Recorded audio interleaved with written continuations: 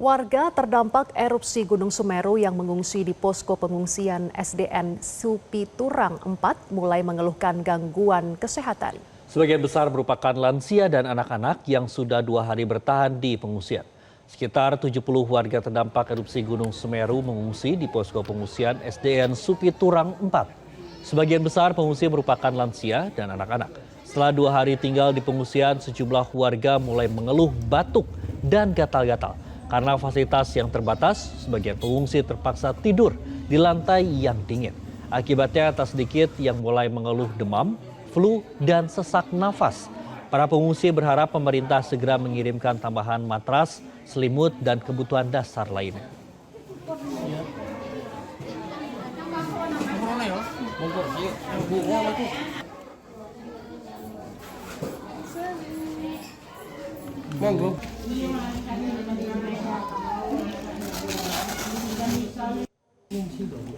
Baik, untuk mengetahui informasi selengkapnya akan disampaikan jurnalis Metro TV Rohmat dari Lumajang, Jawa Timur. Rohmat, selamat pagi.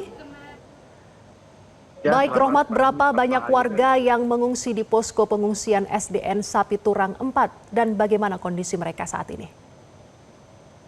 Ya, benar. Andromeda dan juga Fatma Ayu. Dapat kami laporkan bahwa di hari ketiga pasca terjadinya erupsi Gunung Semeru, berupa awan panas guguran ini tercatat ada sekitar 1.116 jiwa yang kemudian ditetapkan oleh Satgas Tanggap Darurat sebagai pengungsi dari bencana ini.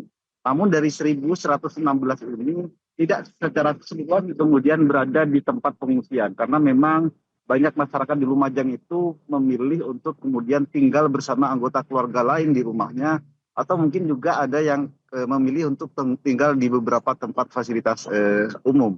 Nah, khususnya di desa SD Supiturang 4 yang menjadi salah satu posko pengungsian terbanyak, di sini memang banyak keluhan masyarakat yang soal adanya gangguan kesehatan.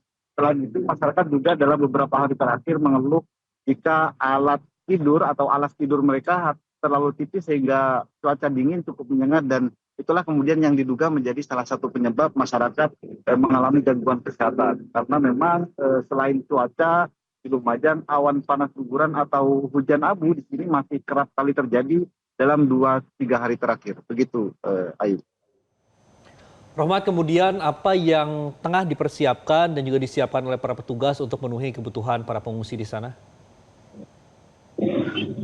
Ya, pemerintah sendiri terutama oleh Satgas Penanggulangan Bencana Daerah hari ini telah melakukan mapping untuk terus melakukan penanganan terhadap dampak dari erupsi ini. Karena memang meskipun kejadian awal terjadi pada 3 hari yang lalu, tapi kemarin sore dikonfirmasi bahwa sempat terjadi banjir lahar.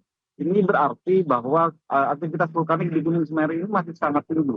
Sehingga penanganan untuk korban atau para pengungsi diharapkan bisa produktif kemudian tidak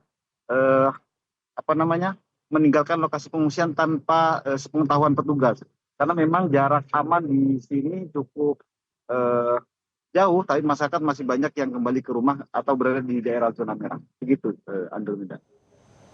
Rohmat, singkat saja, tadi Anda sempat menyampaikan bahwa banyak masyarakat yang masih bertahan di rumah kerabat dan juga di rumahnya. Apakah bantuan terkait dengan masker, kemudian bantuan makanan juga tetap dikerahkan oleh pemerintah daerah setempat atau bagaimana, Rohmat?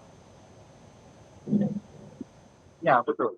Jadi memang masyarakat di sini kan sudah hampir 3 tahun terakhir ini mengalami erupsi ini. Jadi mereka ketika sudah terjadi, biasanya ketika mereka harus ada di tenda pengungsian, mereka lebih milih untuk tinggal bersama keluarga. Itu yang banyak dilakukan oleh masyarakat. Meskipun mereka secara umum setiap harinya tetap mendapatkan pasokan distribusi logistik dari pemerintah atau dari Satgas Penanggulangan Bencana di Kabupaten Lumajang.